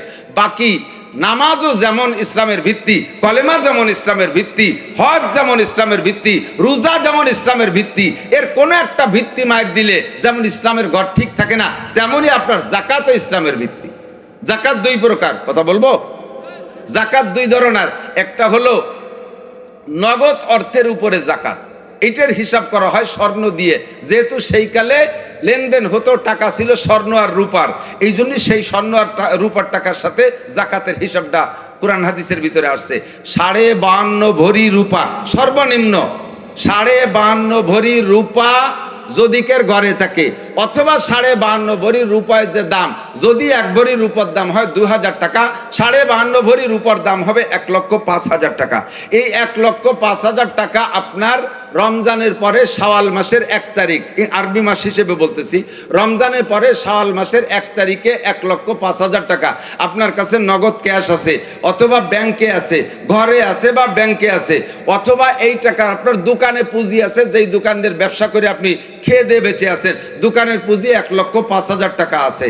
যে কোনোভাবে 1,05,000 টাকা বা 52.5 ভরি রূপা যদি আপনার ঘরে থাকে, তাহলে আপনার এই টাকার উপরে 1 বছর অতিবাহিত হলে আগামী রমজান মাস শেষ হইতে হইতে এই টাকার উপরে 40 ভাগের 1 ভাগ জাকাত বের করা ফরজ। এই টাকা থেকে 40 ভাগের 1 ভাগ অর্থাৎ 1 লক্ষ টাকায় 2,500 টাকা। আপনি এই 365 দিন এই 1,05,000 টাকাকে যা খুশি তাই করতে পারতেন, সম্পূর্ণ দিয়ে আপনি জায়গা জমি কিনে ফেলতে পারতেন, ওই দিয়ে আপনি কাপড় চোপড় কিনে শেষ করতে পারতেন, খেয়ে দিয়ে শেষ করতে পারতেন, আল্লাহ হস্তক্ষেপ করতেন না। কিন্তু সব কাজ শেষ হয়ে যাওয়ার পরে, সমস্ত জরুরত মিটার পরে এই 1,05,000 টাকা যদি আপনার 1 বছরের পরে একদিন বেশি হয়ে যায়, যেদিন বেশি হবে ওই দিন ওর থেকে 40 ভাগের 1 ভাগ টাকা আপনার জন্য খাওয়া হারাম, আপনার ব্যবহার করা হারাম, ওই টাকা দিয়ে চাউল কিনা হারাম, ওই টাকা দিয়ে ডাউল কিনা হারাম, ওই 40 ভাগের 1 ভাগ যেটা অতিরিক্ত ওই টাকা দিয়ে আপনার পোশাক আশাক কিনা হারাম। কেমন হারাম? শুয়োরের গোশত খাওয়া যেমন হারাম, নিজেই পায়খানা করে খাওয়া যেমন হারাম, ওই রকম হারাম। আলহামদুলিল্লাহ। কি বুঝতেছে তা জানি না, একটু কন্যা নাউজুবিল্লাহ। শুয়োরের গোশত খাইতে কেউ রাজি আছেন? শুকরের গোশত যেমন হারাম, এই 40 ভাগের 1 ভাগ ওইরকম হারাম। যদি আরো টাকা, সর্বনিম্ন পরিমাণ বলছি, এবার এই পরিমাণ টাকা ঈদুল ফিতরের রাত্রে আছে, আগে ছিল না। ঈদুল ফিতরের রাত্রে আছে, আগামীকালও থাকবে না, বা থাকবে কি থাকবে না আল্লাহ ভালো জানে। ঈদুল ফিতরের 1 রাত আপনার কাছে এই পরিমাণ টাকা আছে, তাহলে আপনার পর জাকাত ফরজ না, আপনার পর সদকা ফিতরা ওয়াজিব। সদকা ফিতরা ওয়াজিব। মাসালা বুঝছেন তো? একটা মাসালার দাম 60 বছর না, 60 লক্ষ বছর না হল ইবাদতের চাইতে বেশি। বহুত মানুষ দোকানের 10-20 লাখ টাকার ব্যবসা বাণিজ্য আছে, ওই দোকানের ব্যবসা বাণিজ্যের টাকা দিয়ে সংসার চালাচ্ছে, ওই দোকানের মূল পুঁজি যে 10 লাখ টাকা আছে, এটার জাকাত দিতে হবে, এই কথা মানতে রাজি না, বুঝতে রাজি না। আপনার ওই মূলধনকে হিসাব করতে হবে, ওর থেকে 40 ভাগের 1 ভাগ। দোকানের ঘরের হিসাব হবে না, আপনার বিল্ডিং এর হিসাব হবে না, হবে হলো পুঁজি যেটা ব্যবহার করতেছেন রানিং মালের উপরে, ওইটা যদি আপনার এই জাকাত পরিমাণ মাল হয়। এবার 3 নম্বরে আসছে কুরবানি। কুরবানির দিন ঈদুল আজহার 10 তারিখ এবং 11-12 এই 3 দিন যদি আপনার কাছে ওই পরিমাণ টাকা জমা থাকে, 1,05,000 টাকা, এই 3 দিন আগেও ছিল না, পরে থাকবে কিনা তা জানি না, ওই 3 দিন যদি আপনার কাছে এই 1,05,000 টাকা পরিমাণ টাকা উপস্থিত থাকে, তাহলে আপনার পর কুরবানি ওয়াজিব। কুরবানি ওয়াজিব মানে বড় টাইরি গরু কুরবানি দিতে হবে তা না। কুরবানি ওয়াজিব মানে 40,000 টাকা যেটা ভাগ থাকতে হবে তা না। 6-7 ভাগে মিলে 5,000 টাকা করে দিলে 5-7 35,000, যদি কোনো মতে একটা গাভী হয় তবুও তার একটা ভাগ থাকলে আপনার কুরবানি আদায় হয়ে যাবে। 5,000 টাকা দিয়ে আপনি একটা ছাগল কিনে যদি দিতে পারেন 1 বছর বয়সী, তাও কুরবানি, তবে কুরবানি আপনার পর ওয়াজিব। কথা কি বুঝছেন? কুরবানি ওয়াজিব। এবার অনেকে আছে কোনো মতে খেয়ে দে সংসার চালাচ্ছে, বছর চলে যাচ্ছে কোনো মতে খেয়ে দে, অবশেষে যাইয়া একটা গরু পালছে, একটা ষাঁড় বাছুর কিনে এনে পালছিল, পালতে কুরবানির 2 দিন আগে হাটে সেটা বিক্রি করছে 2.5 লাখ টাকা। এই লোকটার কাছে অন্য কোনো ক্যাশ ক্যাপিটাল কিচ্ছু নাই, 2.5 লাখ টাকা কুরবানির গরু বেচার সাথে সাথে ওই দিন সেই লোকটা বড় লোক হয়ে গেছে। এবার ওই 2.5 লাখ টাকার থেকে তার কুরবানি দিতে হবে। এমন কত দিয়ে 2.5 লাখ টাকা দিয়ে কুরবানি দিলি তো শাড়িরে কুরবানি দিয়ে দেওয়াই উচিত ছিল। আপনার কাছে আল্লাহ অত খানিক চায় না। 2.5 লাখ টাকার ভিতরে সব টাকা রেখে দেন, ওর ভিতরে 10,000 টাকা দিয়ে একটা ছাগল কিনে দিয়ে দেন। যদি কোনো ব্যক্তি তৌফিকের খাটর থাকার সত্ত্বেও কুরবানি করার ইচ্ছা করে আর কুরবানি কষ্ট করে দিয়ে দেয়, এই বছর একটু কম আছে, তারপরও কোনো মতে কষ্ট করে কুরবানি দিয়ে দেয়, আল্লাহ তাআলা আগামী বছর তার কুরবানির তৌফিক আরো বাড়াইয়া দেয়। কাজেই এই মালি জাকাত এটা আপনার পর ফরজ ছিল। আপনি কয়জনে আদায় করছেন? রমজান মাসে কিছু শাড়ি কাপড় দেয়, কিছু লুঙ্গি দেয়। আমি মাঝে মাঝে বলে থাকি, চোখের সামনে তো দেখি শাড়ি আর লুঙ্গির কোয়ালিটি কেমন, আপনাদের দিক কেমন আমি জানি না। হয়তো আমাদের শাহিন ভাই উনি তো ভালো মানুষ, ওনার মনও বড়, উনি ভালো তা দিতে পারে। বহুত বড় লোককে শাড়ি আর লুঙ্গি, জাকাতের লুঙ্গি, যেই লুঙ্গিরে 2-3 ধোয়ার পরে এরপরে আর ওতে মাড় থাকে না। এই লুঙ্গি ভরে দরজায় পা ভাগ করে দাঁড়াবেন, ঘরের ভিতরেতে তাকালে আউলাকে 3 মাইল পর্যন্ত দেখা যায়। ওর আড়ের মধ্যে কি আছে সব দেখা যায়, এক্সরে হয়ে গেছে। এই এক্সরে লুঙ্গি দিয়ে জাকাত আদায় করে, ঠুয়ো থাপ্য হিসেবে এভাবে জাকাত দিলে জাকাত আদায় হবে না। এই শীতের সময় একটু কম্বল দেয় জাকাত, তা যদি নেতাকে নির্বাচন বাদে তাহলে একটু ভালোই দিয়ে দেয়। তো কম্বলের সাইজ কি, কম্বলের কোয়ালিটি কি? কম্বলের কোয়ালিটি হলো 80 টাকা দামের কম্বল। যেই কম্বল যারে দেয় নেয়ার সময় বাঙালি ফাউপালি আলকাতরাও খায়, একটা প্রবাদ আছে, সেই হিসেবে নেয়, কিন্তু ওই কম্বল রে নিয়ে আর সে ব্যবহার করে না। ও যে কম্বল নিয়ে বাস করে কয়দিন পাপোশ বানাইছে, এরপরে গোয়াল ঘরে ছাগল ব্যবহারে ডাকতেছে, কাকি ওইভাবে না পড়াই আমারে জ্যাকেট বানাই দেন। ছাগলের গার উপর দিয়ে উঠে দিয়ে তলে গিরে দিয়ে তুই তাই দিয়ে ছাগলের জ্যাকেট বানাই দিছে। ছাগলে 1-2 দিন গায়ে দেওয়ার পরে পেশাব করে ভিজে টিজে নষ্ট হয়েছে, থরথরে কাঁপতেছে, কাকি তাড়াতাড়ি খুলে না নিমোনিয়া হতে পারে। ছাগলের গাইতে খুলে নিয়ে ধুয়ে তাই দিয়ে হাড়ি ধরা নেকড়া বানাইছেন। এই হলো আপনার জাকাতের কম্বল। জাকাত দেবেন ক্লিয়ার নগদ টাকা, জাকাত দেবেন টাকা, জাকাত দেবেন টাকা, টাকা দিয়ে ঔষধ হয়, টাকা দিয়ে পোশাক হয়, টাকা দিয়ে ঘর বাড়ি হয়, ছেলে মেয়ের লেখাপড়ার প্রয়োজন সেখানে ব্যবহার করতে পারে। জাকাত দেবেন নগদ টাকা। আপনার কাপড় কিনে দেওয়ার দরকার নাই, ওই লোকের কাপড়ের দরকার না, আপনি কাপড় দিয়ে রাখছেন, তার তো কাপড়ের প্রয়োজন না, অথচ তার চিনি সীমাই নাই, অথচ সে আজকের দিনের ঈদের দিনে চাউল কেনার টাকা নাই, তার ঈদের দিন 2 কেজি গোস্ত কিনবে সেই টাকা নাই, আপনি তার এখন কাপড় দিয়ে এখন শাল দিয়ে বসাই দিয়ে দিয়েছেন। জাকাত দিবেন নগদ টাকা। আর জাকাত দিতে যাকে দেবেন তারে বাড়ি রেখে আনবেন না। এদিক তাকান, জাকাত যারে দেবেন তারে বাড়ি রেখে আনবেন না, এলাকায় মাইকিং করে আইনিয়া ক্যামেরা করে সেগুলো সার্কুলার দেবেন না। জাকাত যারে দেবেন তার বাড়ি যেয়ে জাকাত দেবেন। প্রত্যেক ইবাদতের একটা ফিল্ড আছে, ইবাদতের ফিল্ড আছে। জুমার নামাজ আদায় করতে কোন জায়গা যাওয়া লাগে একটু বলেন না, কোন জায়গা? ঈদের নামাজ আদায় করতে কোথায় যাওয়া লাগে? হজ আদায় করতে কোথায় যাওয়া লাগে? মক্কা মদিনায়। কথা বলেন ঠিক না? এই তো। তাহলে এই ইবাদত গুলোর ফিল্ড ওই জায়গা। এখন আপনি যদি কোন যে আমি বড় লোক মানুষ, আমি মসজিদে যেতে পারবো না, জুমার নামাজ আদায় করবো, মসজিদ আমার বাড়ি আসুক। আমি অসুস্থ মানুষ, দুর্বল মানুষ, আমি হজ করতে মক্কা যেতে পারবো না, কাবা ঘর আমার বাড়ি আসুক। আসবে কতক্ষণ? আমরা কয়বার বেটা এখন যাইতে পারতেছি না ঈদগাহ, ঈদগাহ আমাকে উঠোনের পর আসুক, আমরা হেঁটে নামাজ পড়ে দেবো, এরকম। তাহলে এইসব ইবাদত করতে যদি মসজিদ আপনার বাড়ি না যায়, ঈদগাহ আপনার বাড়ি না আসে, কাবা ঘর আপনার বাড়ি না আসে, তাহলে ফরজ হজ আর জাকাত আর এগুলো কি বলা হয়, ফরজ হজ নামাজ, এগুলো আদায় করতে সেই ফিল্ড যদি আপনার বাড়ি না আসে, তাহলে জাকাত আদায় করার ফিল্ড হলো গরিব গুরাবা, তাদেরকে কোন আপনি বাড়ি রেখে নিয়ে আসেন। জাকাত আদায় করতে প্রত্যেকের বাড়ি যাবেন, যাইয়ে তারা সুন্দর করে যত্ন সহকারে জাকাত দেবেন। কুরবানির গোশত বাড়ি বাড়ি যে আগায় দিয়ে আসবেন। কেন গরিব আপনার বাড়ি আসবে? বড় গরু একটা কুরবানি দিয়েছে, এটা ঠিক আছে, বড় গরু কুরবানি দিয়েছে, হাদিসে আছে সাম্মিনু দুহায়াকুম ফাইন্নাহু মাতায়াকুম, তোমরা কুরবানির জন্তুকে মোটা করো। কুরবানির জন্তুর গায়ে যত রক্ত আর গোশত আর লোম বেশি হবে তত তোমার নেকি বেশি হবে। সুবহানাল্লাহ। তো গরু বড় একটা কুরবানি দিয়েছে, কিন্তু তার মাটিয়ে পরান সিনে ফাঁসাইতে, সিনের গোশত সুট মুট কলিজা গিলু মিলু সব গামলা ভরে নিয়ে জিন্দা কবরের মধ্যে ঢুইছে। জিন্দা কবর চেনেন? ডিপ ফ্রিজ এই ডিপ ফ্রিজ জিন্দা কবরের টাইনে বানাইয়া আগে টাইনে তার ভিতরে ঢুকাইছে গাদাইয়া।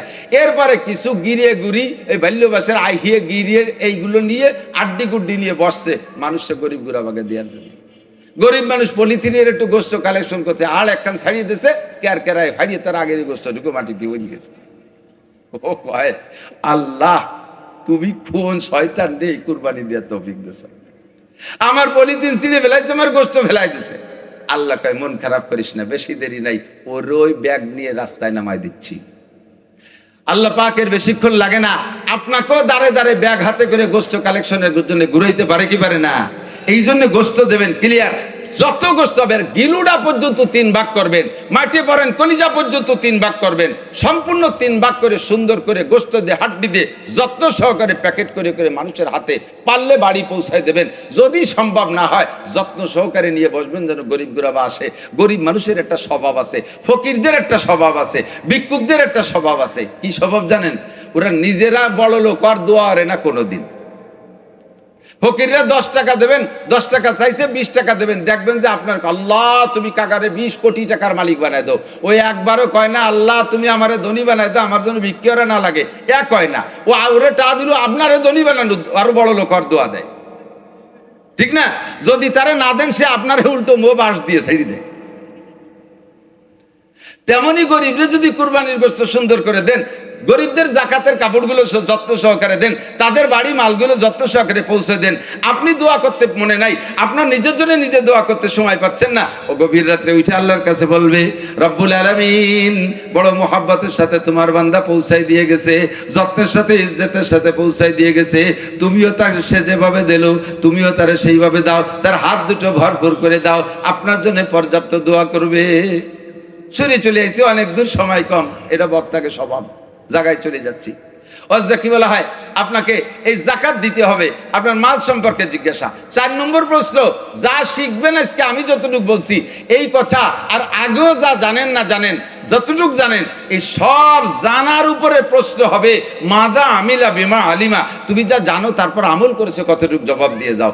জানেন না এমন কোনো মানুষ নাই, নামাজ পড়লে নেকি হয়, রোজা রাখলে নেকি হয়, হজ করলে নেকি হয়, যাকাত দিলে নেকি হয়, তিলাওয়াত করলে নেকি হয়, মসজিদ করলে নেকি হয়, মাদ্রাসা করলে নেকি হয়, ফরজ ওয়াজিবে নেকি হয়, সুন্নাত মুস্তাহাবে নেকি হয়, এগুলো আমরা জানি না? টুপি দাড়ি পাগড়ি জুব্বায় নেকি হয়, এই আমলগুলো করলে নেকি হয় আমরা সবাই জানি, কিন্তু মানি না, আমল করি না। এই জায়গায় আর একটা ধরা খেয়ে যাব।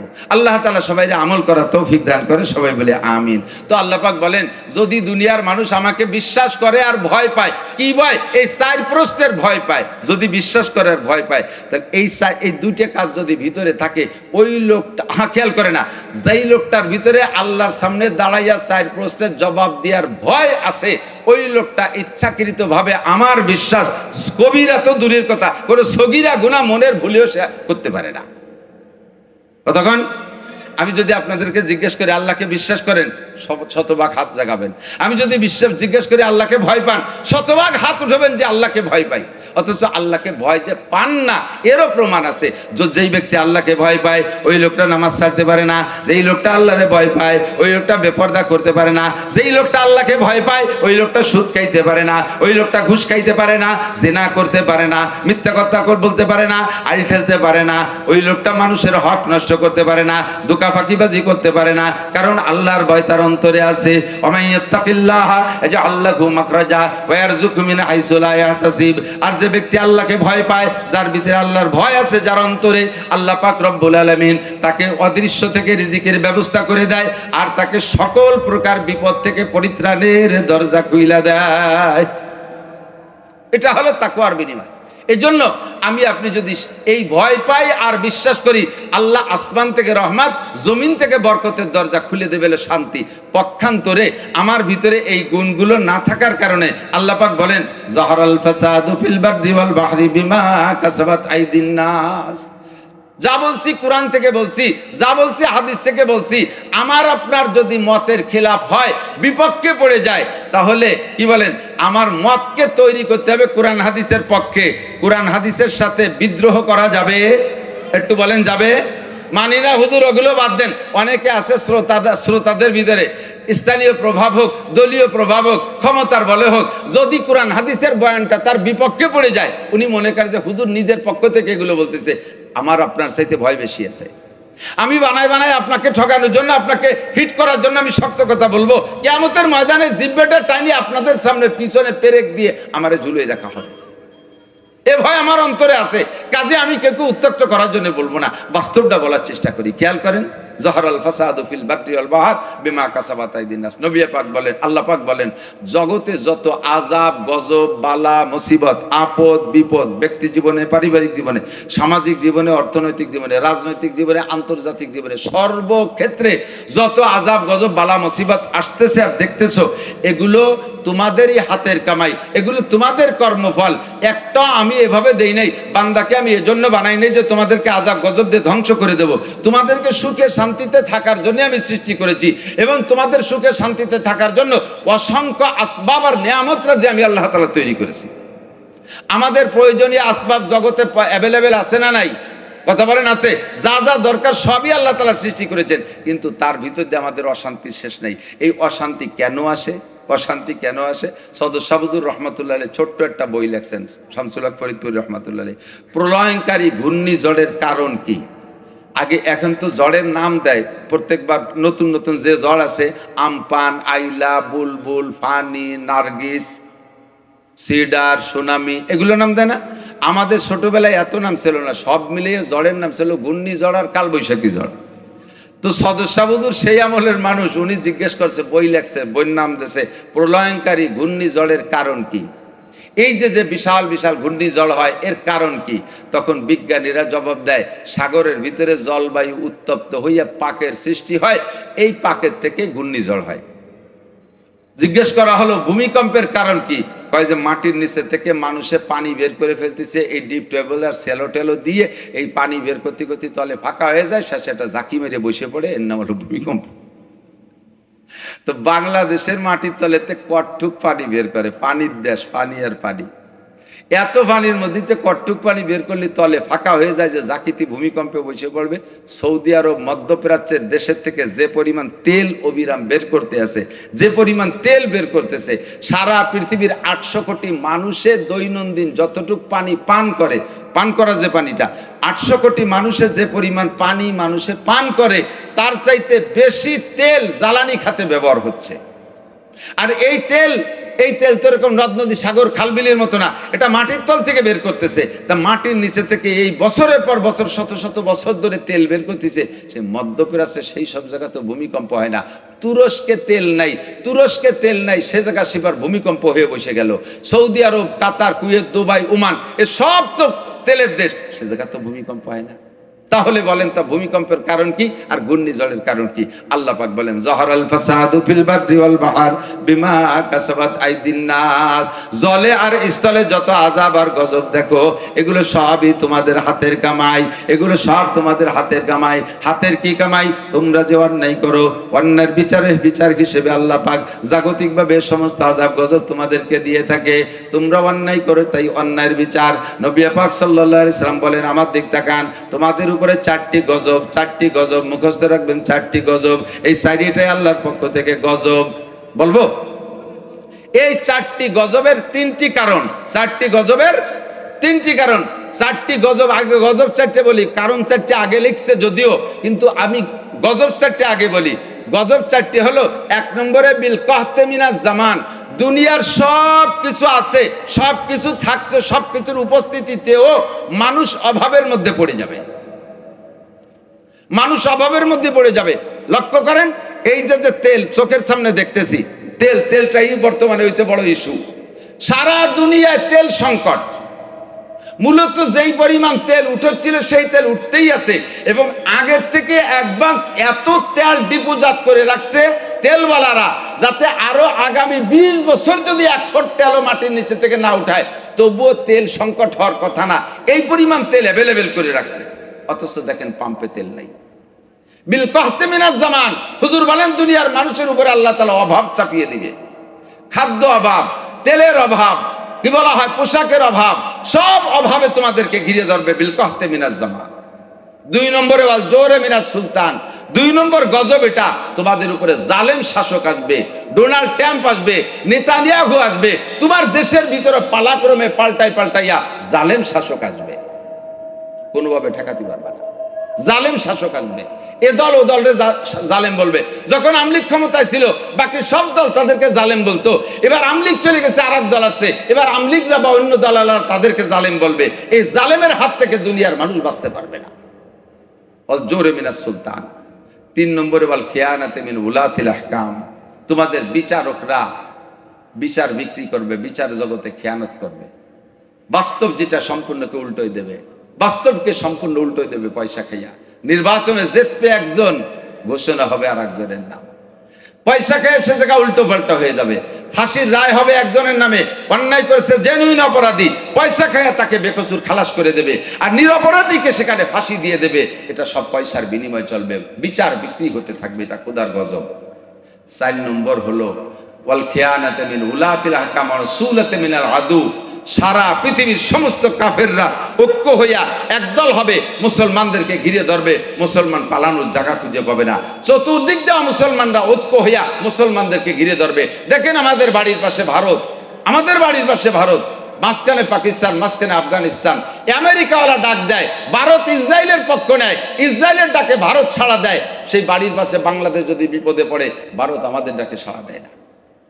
মুসলমান যখনই কোনো জায়গা বিপদে পড়ে, সারা পৃথিবীর সমস্ত কাফের এক হয়ে যায়। প্রমাণ আছে না নাই?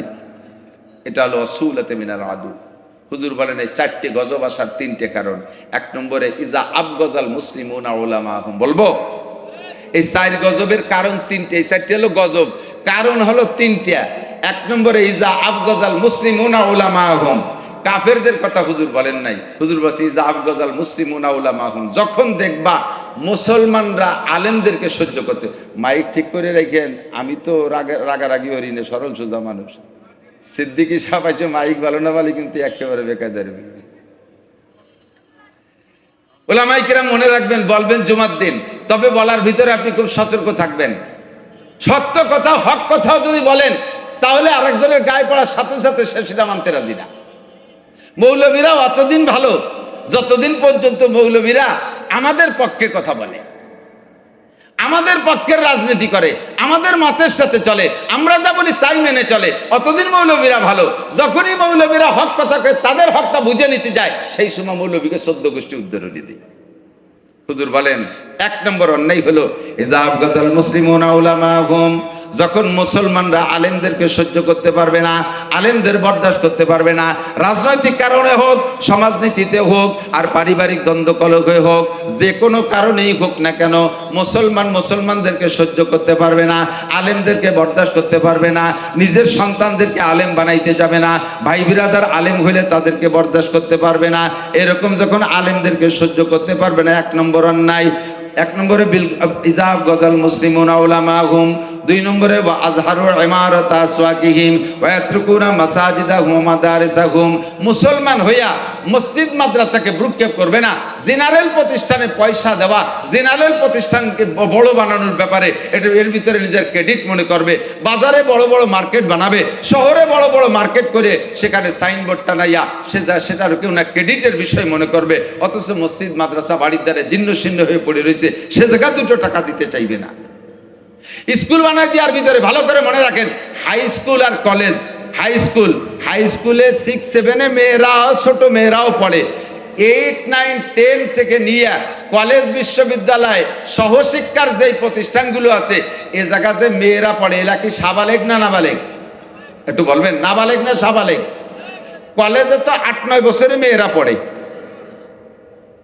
বিশ্ববিদ্যালয়ে 7-8 বছরে মেয়েরা পড়ে, বিশ্ববিদ্যালয়ের ফাইনাল ইয়ারে যে মেয়েরা পড়ে ওদেরকে সময় মতো বিয়ে দিলে 7-8 বছরে পোলাপানের মা হয়ে যেত। কথা কন না?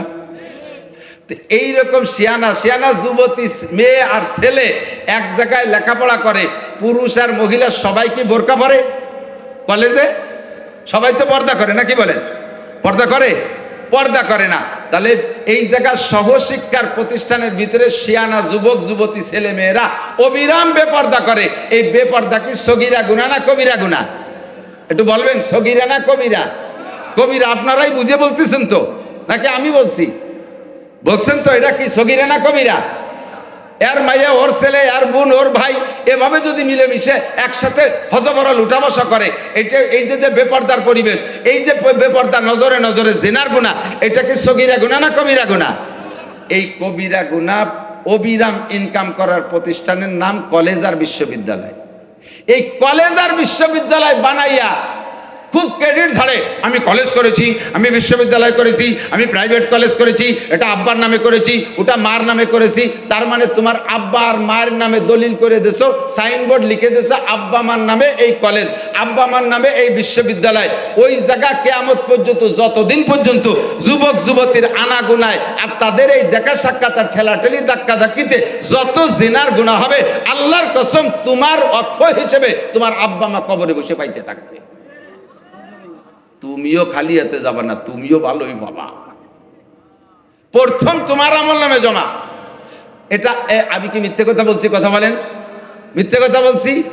বুঝিয়ে শুনিয়ে এত চোখে আঙ্গুল যে বুঝাই দিলাম, এরপরও মানুষ সেই প্রতিষ্ঠান করার ভিতরে ক্রেডিট জানে, এবং প্রতিষ্ঠান কর্নেওয়ালারা যাইয়া আমাকে মাদ্রাসা কর্নেওয়ালা শাহিন ভাইটা ইন্ডোনরা কিছু আল্লাহওয়ালা দিনদার পয়সাওয়ালা মানুষ মাদ্রাসা করে, তাদেরকে ঠাট্টা করে, ক্রিটিসাইজ করে, ওই খয়রাইতে বিদ্যের প্রতিষ্ঠান বানাইছো, ওতে কি হয়? ইদানিং ফেসবুকে দেখি কয় পণ্ডিত লিখতেছে, যেখানে ইরান ওয়ালারা ব্যালিস্টিক ক্ষেপণাস্ত্র বানাচ্ছে, তারা খাইবার বানাচ্ছে, তারা তাবুক বানাচ্ছে, ইত্যাদি ইত্যাদি ক্ষেপণাস্ত্র বানাচ্ছে, সেখানে আমাদের দেশের মৌলবীরা জাকাতের টাকা আদায় করার জন্য ধান্দায় ঘুরে বেড়াচ্ছে। আমরা কওমি হুজুররা জাকাতের টাকা আদায় করার দান্দায় ঘুরে বেড়াচ্ছি, আমাকে এইগুলো ঠাট্টা করতেছে। আচ্ছা ঠিক আছে, আমরা জাকাতের টাকা আদায় করার দান্দায় আছি, ঠিক আছে, এ দোষ আমাদের আছে। তা আমরা সরকারের সাইডে পয়সাও খাই না, সরকারি একটা টাকা আমাদের কওমি মাদ্রাসায় দেয় না। কাজেই এই বোমা বানানো আর বিমান বানানো আর রকেট বানানোর এই দায়িত্ব আমাদের গাড়ি উঠে দিতে আসো কে? এটা আমাদের দায়িত্ব না।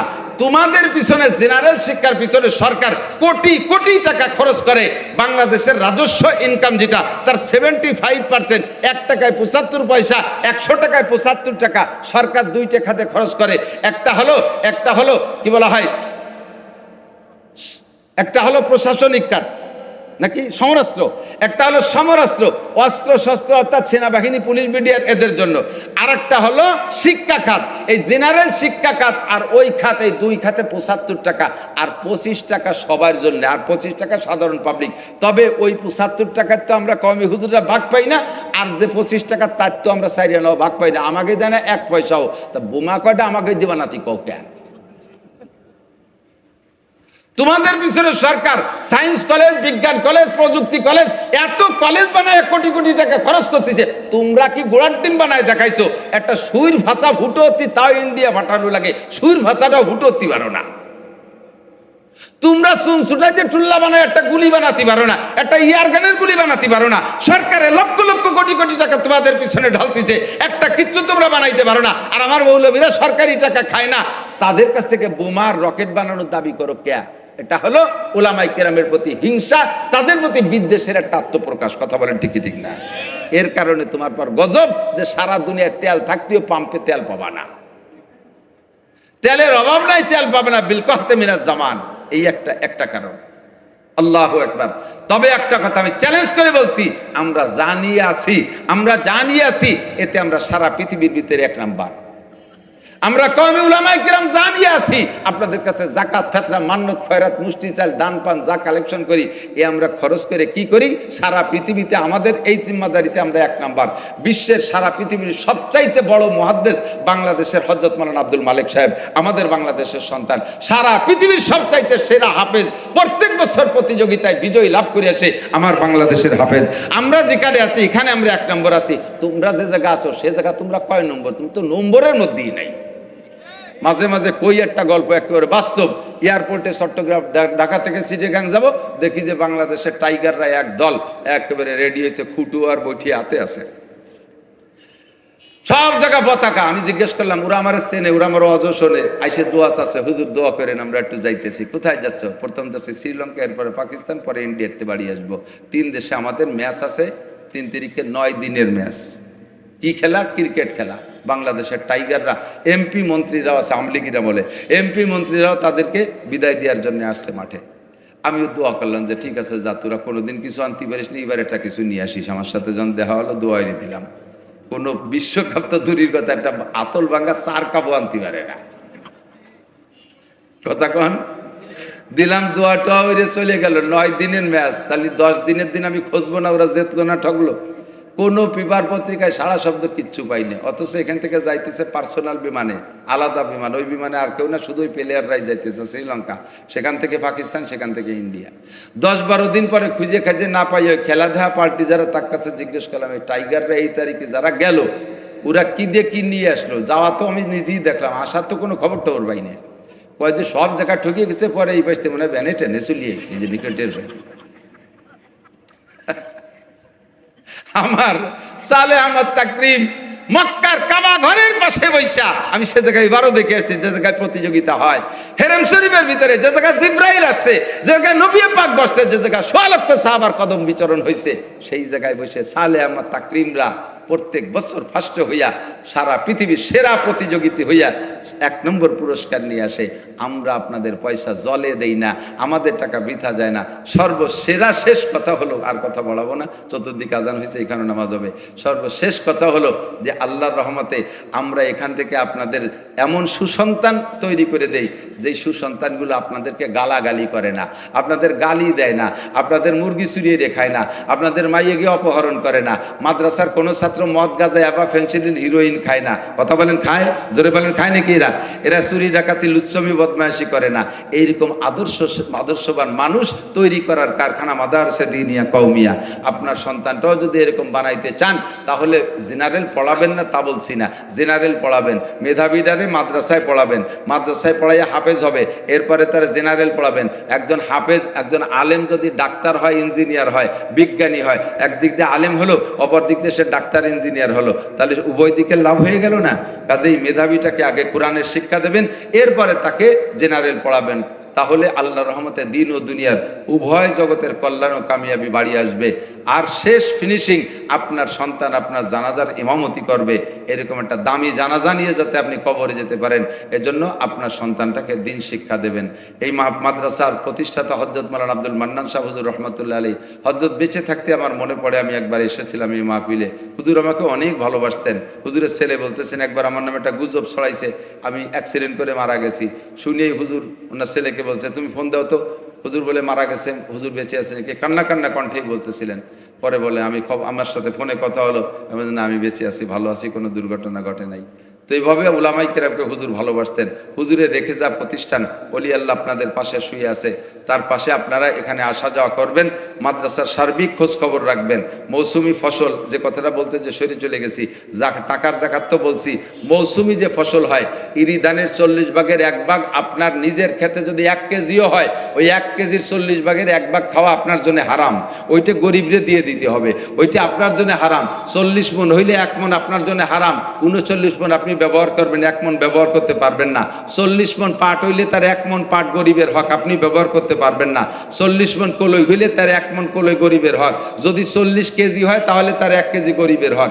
এবার কোন গরিবরে দেবেন?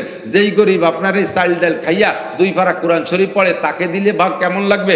আর যেই গরিবরে দিলে সেই গরিব ওই চাল ডাল ওইগুলো বিক্রি করিয়া, ধান পাট বিক্রি করে ব্যারাক অ্যাডামস কারিতাস বিআরডিবি স্বনির্ভর জাগরণী চক্রের কিস্তি পরিশোধ করবে, অথবা পুঁজি গুছাইয়া সে সুদের পর লাগাই দেবে, অথবা সেই টাকা দিয়ে বিড়ি সিগারেট উক্কা মুক্কা কিনে খাবে। এইরকম কারে দিলি ভালো মনে হয় সেটা আপনি বিবেক বিবেচনা করে দেবেন। আমরা মাদ্রাসায় ছাত্রদেরকে রাখি, অধিকাংশ গরিবের পোলাপান এতিম অসহায়রাই আমাদের এখানে বেশি আসে, অভাবী গরিবরা বেশি আসে। আপনাদের এই সামান্য সামান্য জমা করে আল্লাহর রহমতে এখান থেকে হক্কানি রব্বানি বড় বড় আলেম তৈরি হচ্ছে। কিয়ামত পর্যন্ত এর ধারাবাহিকতা চালু থাকবে, আর আপনারা কবরে বসে নেকি পাইতে থাকবেন। আল্লাহ তাআলা আমাদের এই প্রতিষ্ঠান, আমাদের আজকে আলোচনা, আমাদের আজকে শোনাশুনি কবুল করে নিক, এবং শোনা এবং বলার পর আমাদের সকলকে আমল করার তৌফিক দান করুন। সবাই বলি আমিন। ভাই আপনাদের পাশে আছে, উনি অনেক মাদ্রাসায় দেয়, ইতিমধ্যে আমার মাদ্রাসায়ও রমজানের আগের থেকে ভিতর পর্যন্ত 70,000 টাকা দিয়েছে ভাই আমার মাদ্রাসায়, আরও দেয়, এরকম বহু মাদ্রাসা উনি দিয়ে থাকেন। এমন একজন মানুষের পাশে পেয়েছেন, সব উনার গাড়ে উঠে দেবেন না, সব উনার কাঁধে চড়াই দেবেন না। আমরা আপনারা সবাই মাদ্রাসার সাথে থাকবো তো ইনশাআল্লাহ? একটু সাক্ষী দেই, একটু হাত জায়গায় দেখাই, মাদ্রাসার সাথে থাকবো। ধান দিয়ে, চাউল দিয়ে, কুরবানির চামড়া দিয়ে, জাকাতের টাকা দিয়ে, যা কিছু আছে অন্যান্যটা দান অনুদান দিয়ে মাদ্রাসার পাশে থাকবেন তো ইনশাআল্লাহ? আল্লাহ সবাইকে কবুল করুক। সুবহানাল্লাহি ওয়া বিহামদিহি, সুবহানাল্লাহিল আযীম, সুবহানাকাল্লাহুম্মা ওয়া বিহামদিকা আশহাদু আল্লা ইলাহা ইল্লা আনতা।